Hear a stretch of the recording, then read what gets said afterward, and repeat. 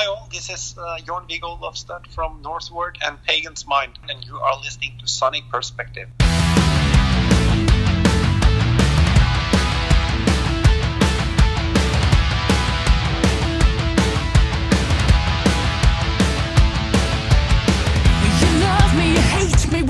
Decide we felt hatred through the things we didn't say. I guess honesty sometimes really breaks things up. I love you, I hate you. And welcome to another exciting interview here at Sonic Perspectives. My name is Austin Kokel, contributing author and interviewer with the Sonic Perspectives team. And as we head into the last few months of 2018, we have a ton of great releases coming up. Very notably among those is the self-titled debut album from the band Northward, comprised of the duo of Floor Jansen from Nightwish and Jørn Viggo Lofstad from PAGAN'S Mind. It's a timeless yet modern hard rock sound with enough surprises to keep any listener on their toes. And today I'm thrilled to be speaking with none other than Jørn Viggo himself. Welcome, my friend. Thanks for taking the time out to talk with us today. Hi, Austin. Thank you very much for having me. Happy to have you. So the debut album, Northward, is coming out on the 19th of October here in the States. That's right around the corner. So how exciting is it for these songs to finally see the light of day? It's very nice to finally release the album, since it's it's been a long journey. 10 years since we wrote the songs and kind of been having a long break, but finishing everything up early in 2018, getting a record deal and all that, and now it's finally getting to release the album. Yeah. So as you mentioned, it's been 10 years, and a lot of this material was initially written back in like the late 2000s, 2007, 2008. It's just coming out now. Can you talk a little bit about how Northward came together? Yeah. All the music actually was written back in 2008, and the thing that was that I was playing with my band PAGAN'S Mind, and Floor was playing with her band After Forever at that time, and we were both playing at the ProgPower festival in Atlanta. And with our bands, and at this festival it also was a kind of all-star jam where PAGAN'S Mind were the house band, and we had in addition to having our headline set there, we had rehearsed tons of cover songs and it was a bunch of singers, guitar players, keyboard players, and everything coming up, joining us and doing different kind of cover songs. And Floor Jansen was one of those singers coming up, and we just really had a good time on stage, playing those songs, and a good vibe. And this being the first time I met her, we kind of hung out a little bit afterwards, and decided to keep in touch, and we did. And a few months later, kind of came to the point where we concluded on that we wanted to try to write some music together. So I remember traveling from Norway down to Holland to kind of see if there was any songwriting chemistry between us. It's one thing to hey, let's do an album, and but you have to kind of try and see if the chemistry is right, of course, and all that, and it was it worked. It was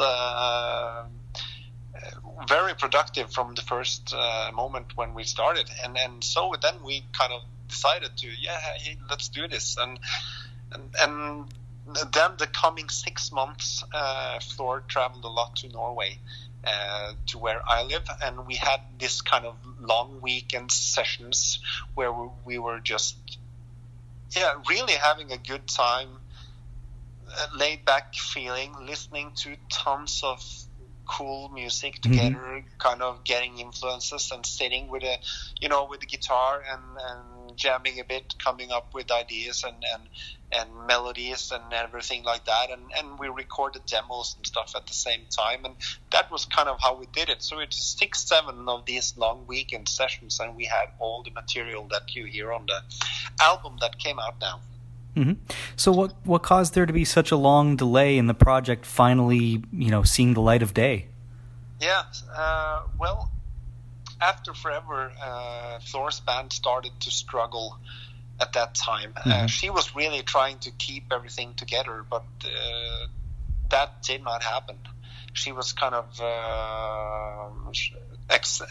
she wanted to fix everything there, but she wasn't able to. And when that band kind of broke down and announced the exit, she wanted to have focus on releasing music that was more similar to After Forever, to kind of, people that had heard her earlier and stuff like that, kind of being more familiar with the music that came out, and therefore she kind of decided to form Revamp, and that was the band she played in before she joined Nightwish, and then so therefore it was put on hold, and then she joined Nightwish, and of course being very busy, but I would say that she called me back in 2016, and then they were playing in Norway, and she asked me if I wanted to come down and catch up, and I did, and then she knew that she was going to have 2017 completely off. So it's kind of two things that were going to happen that year. She was, I think this was early in her pregnancy, and so she knew that she was going to have a baby, and also she had kind of time to finish this project, and she wondered if I wanted to, if I had time and still wanted to do it. And it was a good time for me as well. So this was kind of late summer 2016, and then we catch up again in late February or something in 2017. Then I traveled down to her place, and we kind of just listened through all the songs again. Will this still feel good 10 years after? Do we need to change a lot of stuff? Do we need to rewrite some of the stuff? And we were just listening through everything from A to Z, and it felt really good. It was weird. It was just like, let's just continue where we left off. I mean, back in 2008, the beginning of 2009, we already recorded the drums back then, and I started to do some guitars, but then we stopped, and so we kind of just continued at exact same point as we left off. Well, I think one thing that works in your favor is between 2007, 8 or so, and now, there hasn't, rock music from back then versus now, there hasn't been a huge stylistic paradigm shift or anything. It's not like you're comparing Poison to Nirvana era or something, where all of a sudden over 5 years, everything changed, Yeah, I think we're living in a very different era now. It's kind of, it's allowed to do everything now in a way. Yeah. And I'm happy about that. I mean, good music is good music, and it's good stuff and bad stuff in all genres. But I mean, I'm happy that kind of people, no matter what the genre is, if you are able to write really good music, that people are listening to it. So it's not just a hype. We live in an era where there's Skrillex and Greta Van Fleet side by side, and it's like, and it's it's all good. And speaking of which, I mean, the style of the music from Northward might come as a bit of a surprise to some listeners. While it's in the same neighborhood as Pagan's Mind, Nightwish, Revamp, and all of your various projects, it definitely lives on a different street in that neighborhood. So what do you think about the different stylistic approach to this music as opposed to your day job or Floor's day job bands? I would say that this is very different. I would say that this has its base in more hard rock, I mean, you have Pagan's Mind. It is a progressive band, heavy layers of keyboards, stuff like that. You have Nightwish, a lot of big choirs, a lot of orchestral influences, big epic kind of sound. This is guitar, bass and drums and vocals stripped down in your face. That is the basic of Northward, and we wanted to do something different than the bands that we normally played in, and so it was not kind of attempt to have like a cross of After Forever and Pagan's Mind. You know, so we wanted to do something different. And for me, I grew up with all these, you know, classic or hard rock bands and stuff like that.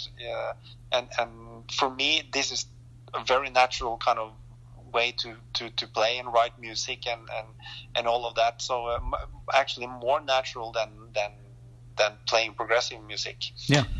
And for us, and Floor also wanted to do something different. So for us, it was just the chemistry between us was that it was very natural to write, you know, more rock orientated music. And I guess you can't say that it's 100% pure rock album, but I think that the core of the album is rock, hard rock kind of thing. And then you have a couple of songs where are, you know, a bit longer and have some elements of other stuff. And of course there are a lot of different, you know, tasteful music elements in the different songs. It is, but I think that the kind of the core of Northward is you know, in your face rock music. Yeah, it's not just a string of mid-tempo rockers from start to finish. There are some curveballs in there. Even songs like Paragon, which I'll touch on a little bit more later, it starts as one animal, then it kind of shape-shifts into another over the course of it. And you know, certain things just are, you've got some lighter moments, and it's just a good mix of everything. And I think the whole album, it's a great approach to music in general. I mean, it's, you know, it's firmly rooted in rock and roll, but it's well crafted, and there are good hooks, good melodies, tons of vocal layering from Floor. And I also think, you know, with the resurgence of vinyl and things kind of borrowing from the past a little bit, it feels inspired by the classics, but it doesn't really live in the past. You know, it still has its own identity.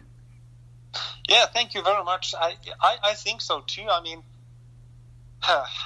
for me, it's me and Floor. It's only 5 years in between us, but from the music and the areas kind of we are inspired from, I'm like loving bands from the 70s and the early 80s when it comes to hard rock and I mean, for me it's like Van Halen, Black Sabbath, Led Zeppelin. I love the Beatles. I can name 1,000 other bands, you know, Dio, kind of, you know, those kind of classic hard rock bands. But I also I love like the Foo Fighters and stuff. I think they're a great band.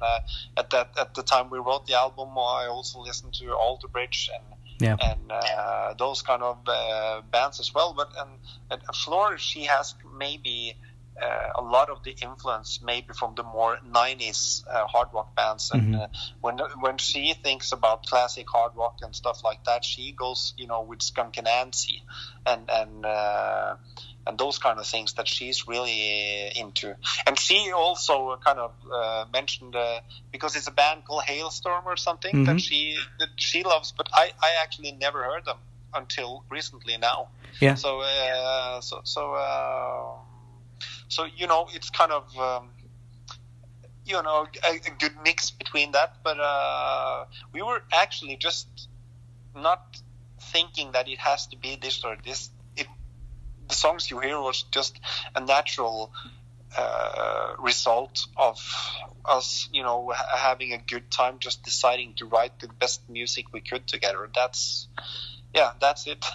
Yeah, the sound that came out naturally wasn't a forced collection of inspirations or anything. It just happened, and it ended up sounding how it sounded.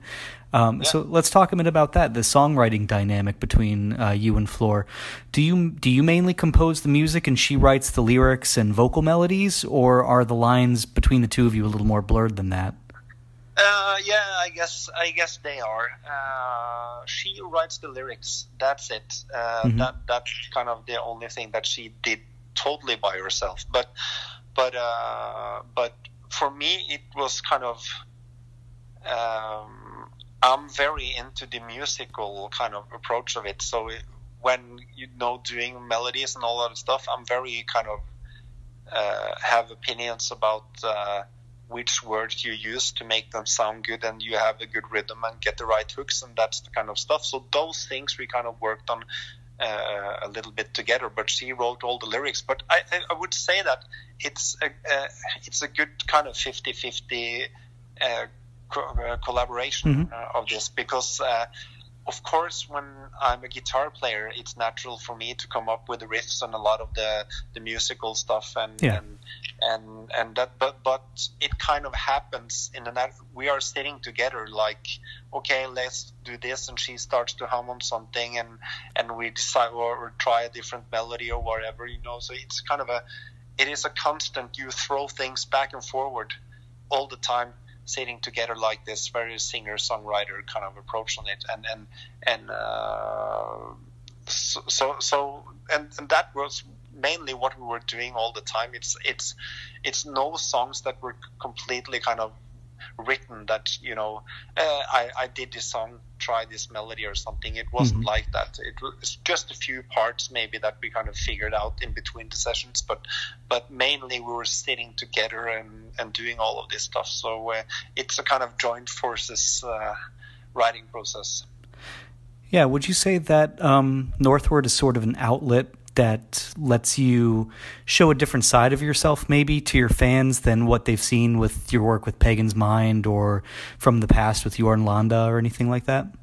Yeah, I think so. But I mean, this was kind of for the people that remember the material that I did with Jørn Landa and stuff, because that's maybe in one way a little more similar with this. But that is more kind of neon classic hard rock kind of Dio, Black Sabbath, Whitesnake approach. This is more. This is different. It's a little bit of the same, but it's different anyway. Yeah. And I would say that the people who have been following what I've done earlier definitely will hear that it's me playing and that kind of signature. But there are. It sounds fresh and different, and that's kind of that's the whole point, isn't it? Yeah. So, as I mentioned a minute ago, Paragon, I would have to say, is probably my favorite song from the album. And since this interview will be out before the album comes out, there are no videos out or anything. So I'm really excited for your fans to hear that one. But to me, it's a great lesson in sweet and sour songwriting. It's got the beautiful, somber moments, but then it has this crushing chorus. And then you have this insane guitar solo going into a huge vocal moment from Floor. What can you tell us about that one? Paragon, also one of my favorites, and also one of Floor's favorites. Super happy with the result of that song. As you say, this is maybe one of those songs that kind of, you have this kind of 7-beat verse that is super melodic but a little progressive kind of approach on the verse, and you have this bridge that are just acoustic guitars and down, and you get into this super powerful chorus. When I listen to the chorus, if someone wants me to explain, it's kind of like the heavy metal chorus that Alanis Morissette never did in a way. That kind of approach when she was thinking about the classic album Jagged Little Pill, wasn't it called that? I think, yeah. And it kind of, Floor has a little bit of that approach, but this is so powerful in a way, and I think that lot of really nice musical elements. You have that kind of in the bridge before the solo and stuff. You have those kind of David Gilmour guitar playing kind of hooks, and this beautiful choir from Floor, and goes into this powerful solo, and then the last chorus hits in, and it's just super powerful. One of the most energetic things that I've ever been a part of creating, and I'm just super happy with it. And I don't know what kind of style you can call that song. It's just definitely a lot of energy, definitely kind of rocky, but that one has a lot of nice musical elements, and I think definitely for the fans that have enjoyed Pagan's Wine or Nightwish for that matter, maybe listening to this song will it will be a lot of people's favorite song, I think. Yeah, it strikes me as sort of like a short form epic, if you will. Yeah. So what about the final song on the album, the title track, Northward? It's noteworthy because it's the longest song on the album and probably the most exploratory. And, of course, any band only gets one shot at writing their band's namesake song, their Iron Maiden or their Black Sabbath. So what do you think about Northward? Compared to the two you mentioned now, that was pretty funny. Yeah, no pressure, right? No, but the thing is that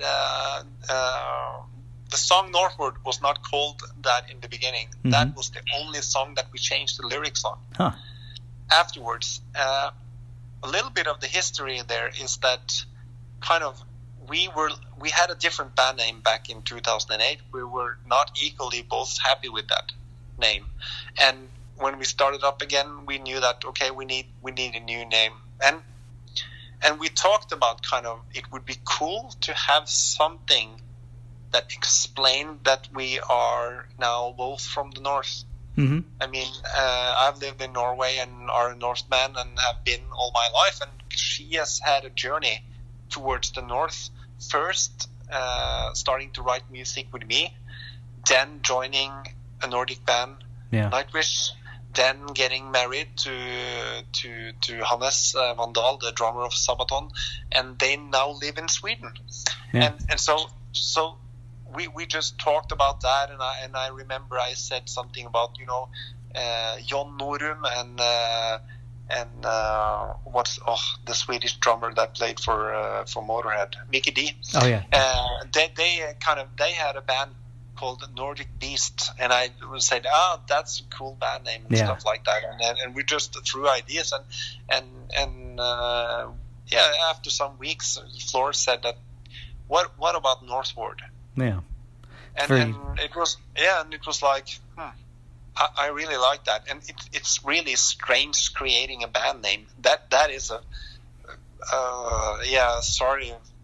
Excuse my French, but kind of fucked up process, because everything sounds so weird until it's not weird anymore. Mm-hmm. in a way. But that one kind of stuck right away, and that's not a bad idea. And it just let's just go for that. And then she wrote this lyric for that song Northward that you kind of asked for, and I think listening to that song is probably also a personal touch in the lyric writing there for her, but it's also about the journey to the north, and then it fitted to call it Northward. But I would not say that compared it to Black Sabbath or the Iron Maiden song, that it's style-wise it's pretty different. Yeah. Yeah. Well, and it's tough because, it's good band names are sort of like good riffs. You feel like everything good has already been done and already been taken, and it's sort of it's always a challenge coming up with new ones. 50, 60 years on into rock music, but it's when you find a good one, you know it. Yeah. Yes. So you mentioned all the drums and a lot of the other instruments were recorded back in the day as well. So this question might be a little dated as well, but how did you guys choose the rest of the band to play with? You had Morty of TNT and a couple of your Pagan's Mind band members. How did that all come about? Well, this was also all decided back in the day, and I was working with Morty on the Duke album with Jørn Lande, so I get to know him from that recording, and just super nice guy and a fantastic bass player, and I starting this project, he was the first one I thought of that it would be really cool to do something with him again, and I remember he listened a little bit to demos and stuff, and he was into this. So after 10 years, kind of starting up again, it was natural for me to kind of ask him again if he was still interested, and luckily he was, and cool. he did a fantastic job on the album. And you have Stian Kristoffersen, the drummer of Pagan's Mind, playing on four of the songs, and of course him I know very well, and we kind of click very well musically together, you know, and as always he's super tight and plays you know, very cool. And but then on Sixth, on the other songs, that kind of some of the other songs also kind of needed a little bit of different feel, and that's why I asked the drummer Jango Nilsen. He is also from Skien, the same city as me and Stian. Cool. Are from, and he's kind of a session drummer who's done a lot of albums with very known Norwegian different artists and stuff like that, but super groovy and very powerful player, and so super happy to get him to play on the album as well. And last I guess that is kind of also the core of the people playing is kind of Stian and Jango and Morty and me. But you have Ronnie, the keyboard player on Pagan's Mind. He plays piano and stuff on one song. It's only one song on this album that has keyboard, and Ronnie did that. And then you have the duet with Irene and Floor. Yeah, which is one of those great special moments. It's especially if you're an Arion fan or Star One fan. You know, it's always nice to see the Janssen sisters come together, and it's really cool to see it on a totally new song. So kudos to you guys for making that happen. Yeah, cool.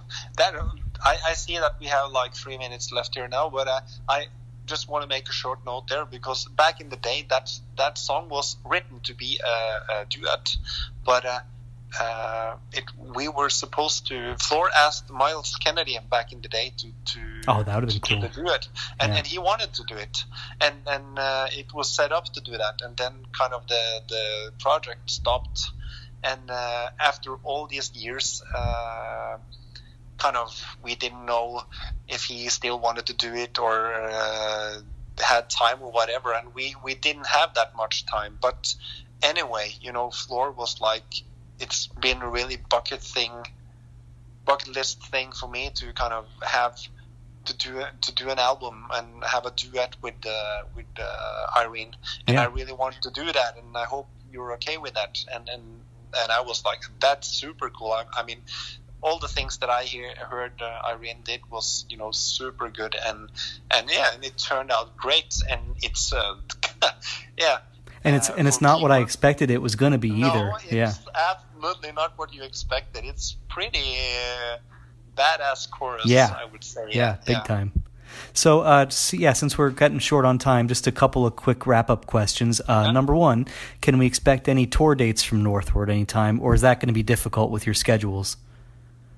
Unfortunately, not now at the moment. We have not planned anything, but if we want to write a new album, and we might do that, that's kind of natural to have some gigs afterwards, but I don't see that happening the next year or a year and a half. But I would not say that it will not happen, but if it will happen, it will be a couple of years until you see us performing live. And that was my follow-up question, if there are any thoughts about a sophomore album, and it sounds like that's a possibility, but we just have to see how this plays out.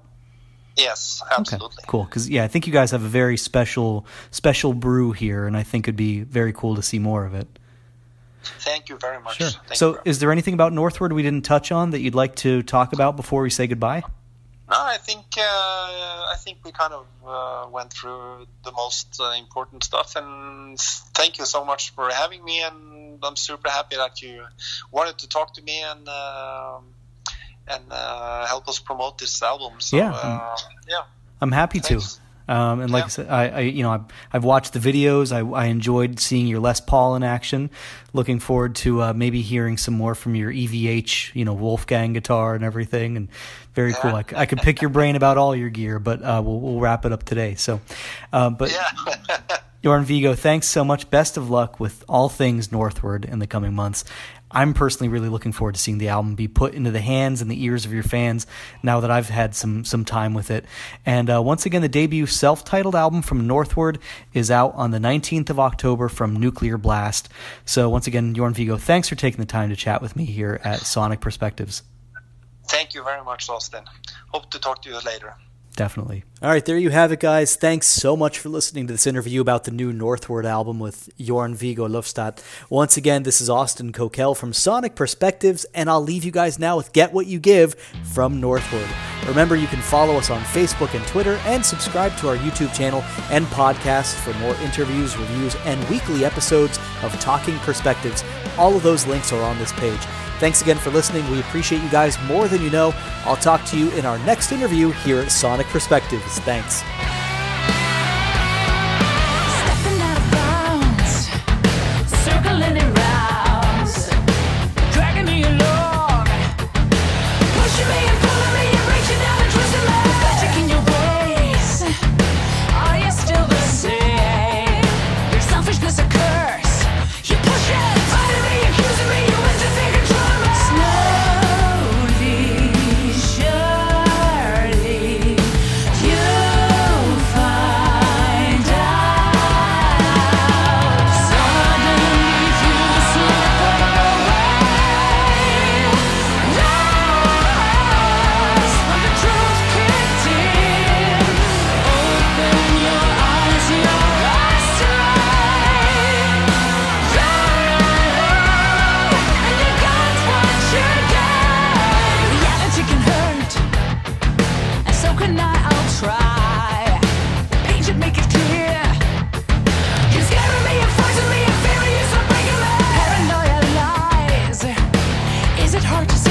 Sure